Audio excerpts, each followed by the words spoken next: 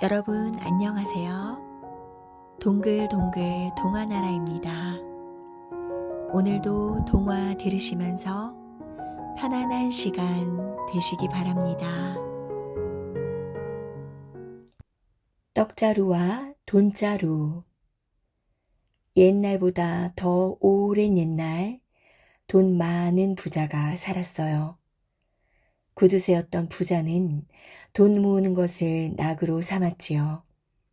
커다란 자루에 돈을 넣어두고 허구한 날 들여다보고 또 들여다보았어요.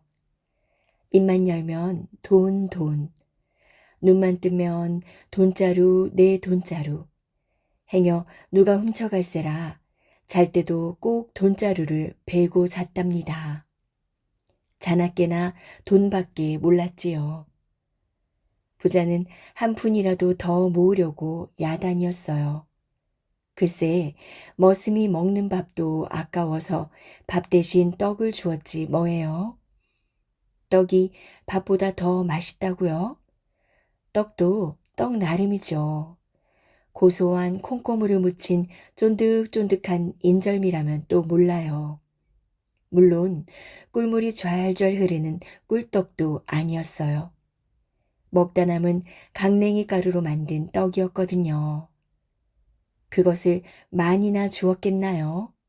한 끼에 하나씩, 하루에 딱 3개씩만 주는 거예요. 몸이 아파 일을 못하는 날에는 그것마저도 주지 않았대요. 에구, 배고파. 하늘이 돈다 돌아. 뭐? 돈? 방금 돈이라고 했더냐? 돈이 어디 있는지 냉큼 말해라. 부자는 정말이지 돈밖에 몰랐어요. 머슴이 줄임배를 움켜쥐며 휘청휘청거려도 부자의 귀에는 돈이라는 말만 들렸다니까요. 어허, 이게 돈이라면 얼마나 좋을까? 엽전처럼 생긴 사금팔이라도 굴러가면 주워들고 요리조리 살폈지요. 들리는 것도 돈, 보이는 것도 돈, 모두 돈으로만 생각되었어요.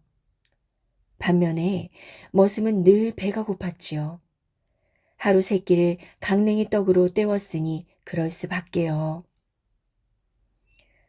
김서방네 마누라가 떡두꺼비 같은 아들을 낳았다는구먼. 떡이라고요? 머슴은 자다가도 떡이란 말만 들으면 벌떡 일어날 정도였어요. 떡떡을 바람에 마른 쇠똥 굴러가는 소리에도 떡인 줄 알고 이리저리 살폈지요. 들리는 것도 떡, 보이는 것도 떡, 모두 떡으로 생각되었어요. 부자가 돈을 모으는 것처럼 머슴은 떡 부스러기를 모았지요. 떡에서 떨어진 떡 부스러기 하나라도 볕에 잘 말려 자루에 넣어두었어요. 그러고는 눈만 뜨면 떡 자루를 들여다보았죠. 누가 훔쳐갈까봐 잘 때도 끼고 잤답니다. 돈 1푼, 2푼 늘어나는 것을 보는 부자의 표정이나 떡 부스러기 하나, 둘 많아질 때의 머슴 표정이 똑같았다니까요. 부자는 떡 부스러기를 모으는 머슴을 보고 멍석이 들썩거릴 만큼 비웃었어요. 하하, 그깟 떡 부스러기 모아서 뭐에 쓰겠다고. 하지만 머슴은 행여 빼앗길세라 떡자루를 뒤로 감추었답니다. 자루를 가득 채운들 1푼어치나 되겠느냐? 가져가라고 사정해도 안 가져간다. 부자는 머슴이 한심스러운 듯 비아냥거렸어요. 그러나 머슴은 부자가 무슨 소리로 구박을 해도 계속해서 떡 부스러기를 모았지요. 티끌 모아 태산이라고 어느새 머슴의 떡 부스러기도 한 자루 가득 되었답니다. 그의 여름은 비가 아주 많이 왔어요. 몇 날 며칠을 계속 비가 내렸죠.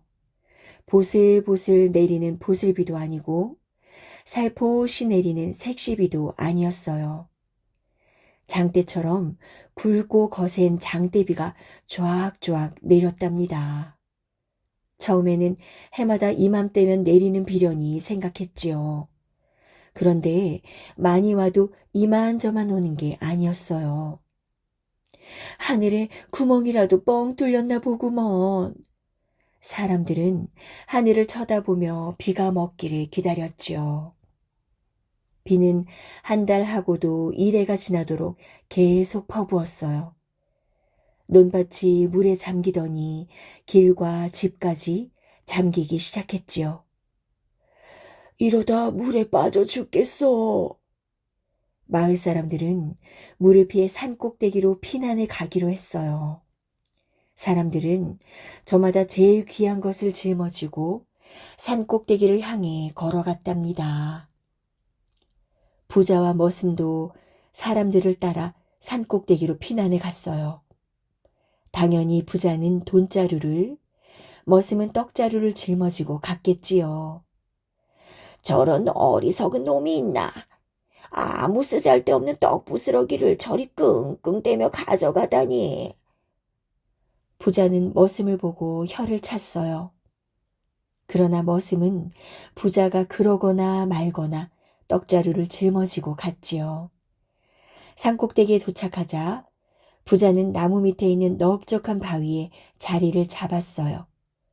돈자루를 꼭 껴안고 말이죠. 머슴도 부자 뒤쪽에 떡자루를 끼고 앉았지요. 그런데 하루 이틀이 지나도 비가 그치지를 않는 거예요. 사흘, 나흘이 지나도 마찬가지였지요. 이제 당장 먹을 게 급해졌어요. 그런데 머슴은 아무 걱정이 없었답니다. 가지고 온 떡자루에서 떡 부스러기를 한 줌씩 한 줌씩 꺼내 먹었거든요. 머슴이 맛있게 떡 부스러기를 먹자 부자는 점점 더 배가 고파졌지요. 하지만 먹을 게 있어야죠. 돈자루에서 돈을 꺼내 먹을 수는 없잖아요. 꼬르륵 꼬르륵 부자의 뱃속에서는 계속 요란하게 소리가 났어요. 아이고 배고파. 눈앞이 빙빙 도는구나. 떡 부스러기라도 조금 달라고 할까? 아니지. 양반 체면에 그럴 수 없지. 없고 말고. 부자는 어서 비가 그치기만을 기다렸어요. 그런데 하늘도 무심하지 닷새가 지나도 비가 그칠 생각을 않는 거예요. 머슴이 떡자루에서 떡 부스러기를 꺼내 먹자 마을 사람들이 모여들었죠. 이보게, 우리도 좀 줄 수 있겠나? 그럼요. 하지만 많이는 못 주니 그리들 아세요. 이 비가 언제 그칠지 아무도 모르니. 머슴은 제법 인심을 쓰며 한 줌씩 나눠주었어요. 떡 부스러기가 이렇게 맛있었나? 꿀맛이야 꿀맛. 사람들은 왁자지껄하며 떡 부스러기를 맛있게 먹었죠. 워낙 잘 말려서 그런지 뱃속에 들어가니 퉁퉁 불어서 속이 아주 든든하구먼. 사람들이 이야기하는 소리가 마치 부자를 약올리는 듯 했어요. 자네 주인은 배도 안 고픈가 봐.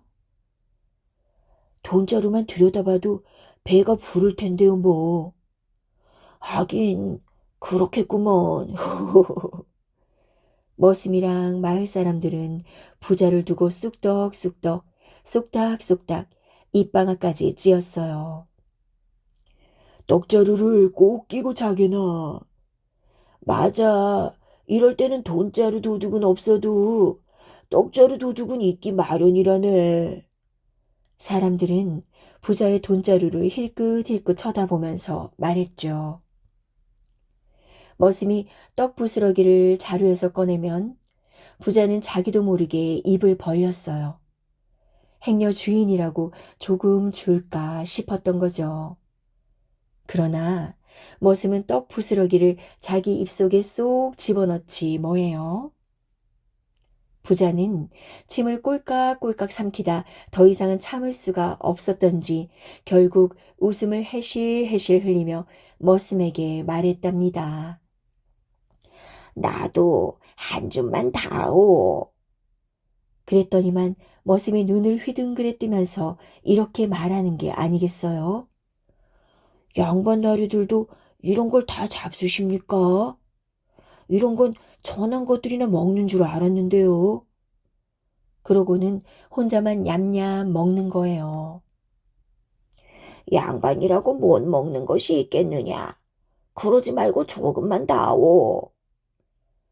양반이 나긋나긋 부드럽게 말하는데도 머슴은 들은 채도 안 했어요. 내 돈 5푼을 주마. 떡 부스러기 한 줌에 5푼이나 준다는데도 왜 끄떡도 안 하는 게냐? 돈이 적어서 그러는 게로구나. 옛다, 한 양이다. 그래도 머슴은 줄 생각을 않지 뭐예요. 떡 부스러기 한 줌에 돈이 한 양이면 어디 적은 돈이더냐? 한 양 가치도 없는 이런 것을 뭐하러 잡수시려고 그러십니까? 그럼 10양을 줄 테니 한 줌만 다오. 머슴은 아예 대답조차 하지 않았어요. 좋다 좋아. 50냥을 주마. 눈 한마지기 값이렸다. 100냥. 1000냥. 1000냥을 준대도 싫다는 데는 방법이 없었죠. 부자는 하루를 더 쫄쫄 굶었어요. 다음날 부자는 더 이상 참을 수가 없었어요. 배가 뒤틀리고 하늘이 노래지더니 눈앞에 헛것이 왔다 갔다 하는 거예요. 그런데 머슴은 입맛까지 쩝쩝 다시며 떡 부스러기를 맛있게 먹고 있었죠. 부자는 돈자루를 들고 비척비척하며 머슴에게 다가갔어요. 그러고는 돈자루를 머슴에게 턱 안겨주며 사정했지요. 여보게, 이 돈자루를 몽땅 줄 테니 제발 떡 부스러기 한 줌만 주게. 그제야 머슴은 못 이기는 채 하며 떡 부스러기를 한 줌 집어주었어요. 아이고, 고맙네, 고마워. 부자는 허겁지겁 떡 부스러기로 줄인 배를 채웠죠. 그런데 잠시 후 얄밉게도 비는 뚝 그쳤고 물도 빠지기 시작했답니다. 사람들은 안도의 한숨을 쉬며 산을 내려갔어요. 물론 머슴은 돈자루를 짊어지고 부자는 빈손으로 내려갔지요. 부자는 자신이 얼마나 한심했을까요? 그토록 애지중지하던 돈자루를 한 푼어치도 안 된다며 우습게 여겼던 떡 부스러기 한 줌과 바꿨으니 말이죠. 그 후로 부자는 더 이상 욕심 부리지 않고 사람들에게 베풀며 착하게 살았대요. 바보 신랑의 이상한 인사. 옛날 어느 마을에 바보 신랑이 살았어요. 바보 신랑은 무엇 하나 제대로 할 줄 아는 게 없었죠. 맴맴 매미가 우는 여름에 감나무 밑에 누워서 감이 떨어지게 기다리지 않나? 쌩쌩 찬바람 부는 겨울에 나비를 잡겠다고 온 산을 헤매고 다니질 않나? 게다가 깜빡깜빡 잊어버리기는 또 얼마나 잘하는지 그 나이 먹도록 옷고름 매는 순서 하나 몰랐대요. 이렇게 돌려서 그 다음에 뭐더라? 이런 바보 신랑네 집은 하루도 조용할 날이 없었죠. 세대, 큰일 났어. 신랑이 밤나무에서 떨어졌대. 신랑이 도랑에 빠졌대. 어서 가봐. 세대, 신랑이 뒷집 큰개한테 물렸어. 바보 신랑은 어쩌면 하루도 몸성할 날이 없었대요. 그러니 같이 사는 각시가 이만저만 고생이 아니었죠. 에휴, 옷고름을 이쪽으로 돌려서 이렇게 매야지요. 감나무를 지나 쭉 가다가 우물이 나오면 오른쪽으로 돌아 세 번째 집이에요. 각 씨는 신랑의 뒤를 졸졸 따라다니며 이것저것 일러주랴, 집안일 하랴, 농사일 하랴, 몸이 10개라도 모자랄 지경이었어요. 하루는 각 씨가 밭으로 일하러 나간 사이에 이웃 마을에서 손님이 찾아왔어요. 여보게, 그동안 잘 지냈는가? 손님이 먼저 반갑게 인사를 건넸지요. 하지만 바보 신랑은 어리둥절한 표정으로 고개만 갸웃갸웃했어요. 여보게, 뭐 하는 건가? 이렇게 마냥 세워둘 텐가? 인사할 줄 모르는 바보 신랑은 어쩔 줄 몰라서 쩔쩔맸지요. 어떻게 해야지? 손님이 왔으니 일단 웃고 보자. 바보 신랑이 갑자기 해벌쭉 웃기 시작했어요. 먼 길을 온 손님은 다리도 아프고 목도 마른데 주인이 인사도 없이 웃기만 하니 어이가 없었죠. 여보게, 내 얼굴에 뭐라도 묻었나? 왜 그렇게 웃나? 눈치 없는 바보 신랑은 온갖 웃음소리를 내며 계속 웃었어요.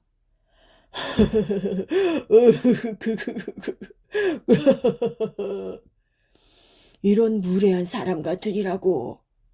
내 다시는 찾아오지 않겠네.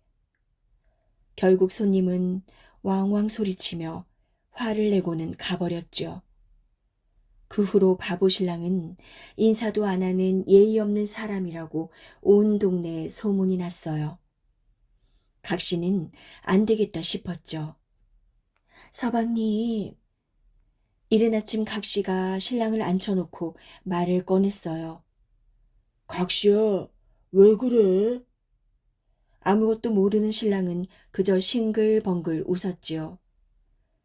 집안의 가장인 서방님께서 인사 예절조차 모른다면 우리 집안은 웃음거리가 될 거예요. 그러니 인사 예절만은 꼭 익히셔야 해요. 각 씨는 낮은 목소리로 가만가만 말했어요. 이제부터 제가 하나씩 가르쳐 드릴 테니 잘 따라 하세요. 쉬우니까 잘 할 수 있을 거예요. 알았어. 열심히 할게. 바보 신랑은 제법 씩씩하게 대답했답니다. 손님이 오시면 먼저 어서 오십시오. 그동안 잘 지내셨지요?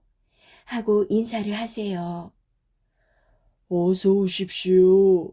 그동안 잘 지내셨지요? 바보 신랑은 각 씨의 말이 끝나기가 무섭게 따라했어요. 잘 하셨어요. 신랑은 각 씨의 칭찬에 입이 함지박만해졌죠. 그 다음에는 방으로 모시면서 편히 앉으십시오라고 하는 거예요. 그리고 손님을 대접해야 하니까 술 한잔 하시겠습니까? 하고 말을 건네세요. 마지막으로 여기 술상 올려라 라고 하시면 됩니다. 쉬운데? 그럼 처음부터 한번 해보세요. 각 씨는 자신 있어 하는 신랑의 모습에 잔뜩 기대를 했지요. 어서 오십시오. 그동안 잘 지내셨지요? 바보 신랑이 또박또박 말했어요. 맞아요. 잘하시네요. 계속 해보세요. 각 씨는 신이 났죠. 그런데 그 다음부터는 순서가 뒤죽박죽인 거예요. 여기 술상 올려라. 편히 앉으십시오. 술 한잔 하시겠습니까? 휴, 그러면 그렇지. 어느덧 밤이 이슥해져 둥근 달이 떠올랐지요. 하지만 아침부터 시작한 인사말 배우기는 밤이 깊어도 끝날 줄을 몰랐답니다. 바보 신랑은 슬슬 좀이 쑤셨어요. 슬금슬금 각시 눈치를 보다가는 꾸벅꾸벅, 꾸벅꾸벅 졸다가는 이리 쿵 저리 쿵, 꾸벅꾸벅 쿵, 꾸벅꾸벅 쿵. 그렇게 밤새도록 졸다 깨다, 졸다 깨다 외우고서야 겨우 인사말을 제대로 할 수 있었지요. 어느새 날이 밝았어요. 가까스로 인사말을 외우기는 외웠는데 문제가 생겼지 뭐예요. 각시야, 순서는 도저히 못 외우겠다. 어쩌면 좋지? 각시도 난감했어요. 그때 반지꼬리에 삐죽 나와 있는 실타래가 보였죠. 옳지, 서방님. 좋은 생각이 났어요. 각시는 실타래의 실을 슬슬 풀어 바늘에 꿰더니 한쪽 끝을 신랑 저고리에 꿰매는 거예요. 제가 이렇게 서방님 옷에 연결된 실을 잡아당겨서 신호를 보낼게요. 그럼 순서를 잊지 않으실 거예요. 각시야, 그게 무슨 말이야? 자, 보세요. 제가 이렇게 한 번 당기면 어서 오십시오. 그동안 잘 지내셨지요? 두 번 당기면 편히 앉으십시오. 라고 하세요. 세 번 당기면 술 한잔 하시겠습니까? 네 번 당기면 여기 술상 올려라 라고 하시면 되는 거예요. 각시가 눈을 반짝이며 설명해 주었죠. 아하, 그러면 되겠구나. 역시 우리 각시야. 그럼 한번 해볼까요? 바보 신랑이랑 각시는 신이 나서 주거니 받거니 연습을 했지요. 며칠 후 각시는 지난번에 잔뜩 화가 나서 돌아간 이웃마을의 손님을 다시 불렀어요. 바보 신랑과 각시는 두근두근 떨리는 가슴을 가라앉히고 연습한 대로 시작했지요. 각시가 실을 한번 톡 당기니까 어서 오십시오. 그동안 잘 지내셨지요? 그래, 자네도 잘 지냈나? 두 번 톡톡 당기니까 편히 앉으십시오. 바보 신랑은 각시와 호흡을 맞춰 착착 인사를 했어요. 손님은 예의 바르게 인사하는 신랑의 모습에 아주 흡족해 했답니다. 이렇게 공손한 사람을 아무래도 내가 잘못 알았던 것 같군 그래. 대접 잘 받고 가네. 그 후로도 바보 신랑은 몇 번이나 손님을 맞았지만 연습한 대로 무사히 잘 치러냈답니다. 그러던 어느 날이었어요. 한동안 소식이 뜸하던 먼 친척이 오랜만에 바보 신랑을 찾아왔지요. 각시는 곧바로 실을 톡 잡아당겼어요. 어서 오십시오. 그동안 잘 지내셨지요? 신랑은 또랑또랑하게 인사를 했지요. 톡톡, 편히 앉으십시오. 톡톡톡, 술 한잔 하시겠습니까? 톡톡톡톡. 여기 술상 올려라. 그런데 마침 부엌에서 술상을 봐야 할 아이가 심부름을 가고 없지 뭐예요. 당황해서 이리저리 둘러보던 각시의 눈에 마당에 뒹굴고 있는 뼈다귀가 보였어요. 옳지. 저기에다 잠깐 실을 묶어놔야겠다. 각시는 뼈다귀에 실을 묶고는 서둘러 술상을 보러 부엌으로 들어갔지요. 그런데 이때 어슬렁어슬렁 누렁이 한 마리가 마당으로 기어 들어오지 않겠어요? 마당 여기저기를 킁킁대던 누렁이는 뼈다귀 냄새를 맡고는 냉큼 물었어요. 아무것도 모르는 바보 신랑은 방 안에서 친척과 도란도란 이야기를 나누고 있었죠. 듣던 대로 자네 정말 의젓해졌군. 바보 신랑은 친척의 칭찬에 싱글벙글 입을 다물 줄 몰랐어요. 바로 그때였어요. 누렁이가 뼈다귀를 한 입 물어뜯자 실이 톡. 어? 이상하네. 에이, 모르겠다. 방 안에 있던 바보 신랑은 갑자기 실이 당겨져서 어리둥절했지만 다시 인사를 시작했지요. 어서 오십시오. 그동안 잘 지내셨지요? 당황한 친척은 깜짝 놀라서 눈이 휘둥그레졌어요. 누렁이가 두 번 쩝쩝 물어뜯으니 실이 톡톡. 편히 앉으십시오. 아니, 이복이 왜 이러나? 누렁이가 세 번 쩝쩝쩝 물어뜯으니 실이 톡톡톡. 술 한잔 하시겠습니까? 이복에 지금 날 놀리는 건가? 친척은 슬슬 화가 나기 시작했지요. 그런데도 딱한 바보 신랑은 계속 인사말만 해댔지요. 여기 술상 올려라. 아니, 이 사람이 이만 가겠네. 머리끝까지 화가 난 친척은 바보 신랑을 뒤로 하고 횡하니 방을 나가버렸어요. 바보 신랑은 어떻게 됐냐고요? 어서 오십시오. 그동안 잘 지내셨지요? 쩝쩝쩝 톡톡톡. 술 한잔 하시겠습니까? 바보 신랑은 실이 당겨질 때마다 빈방에서 혼자 계속 인사를 했다죠. 아마